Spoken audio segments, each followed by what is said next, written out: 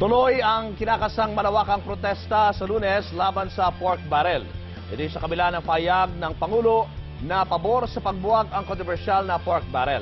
Nagpayag na rin ng suporta ang iba't ibang grupo, paaralan at maging mga religious groups. Magbabandila si Apple Salandoni. Nagdikit na ang grupong Violence Against Crime and Corruption o VACC na mga larawan ni Janet Lim Napoles, ang itinuturong utak umano ng 10 billion peso pork barrel scam. Patikim ito sa malaking rally na ilulunsad sa Lunes laban sa pork barrel.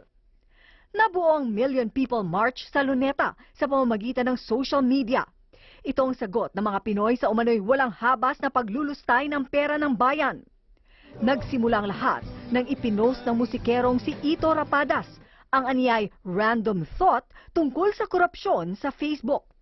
Nirepost ito ng kaibigan niyang si Monette Silvestre ng Talks at Kunderana at sinundan pa ng executive na si Peachy Bretana. Ramdam na ramdam ko sa tiyan, actually. Magmumura ka sa, ano ba to? Pera ko to eh. Pera ko to. Ang kasimple. Bibili ng Louis the 13th, $350 cognac ba yun, brandy ba yun? Ganyan naman sila na ate. Lumilipad sila ng Hong Kong para mag-almusal eh. Yung sentimiento ng nakaramihan nasasaktan sila. Struggling taxpayer, the common employee. Tagal-tagal na, nakakasawa na po. Ayon kay Peachy, sa kabila ng pahayag ng Pangulo na ibasura ang pork barrel, tuloy pa rin ang pagtitipon sa Luneta sa Lunes.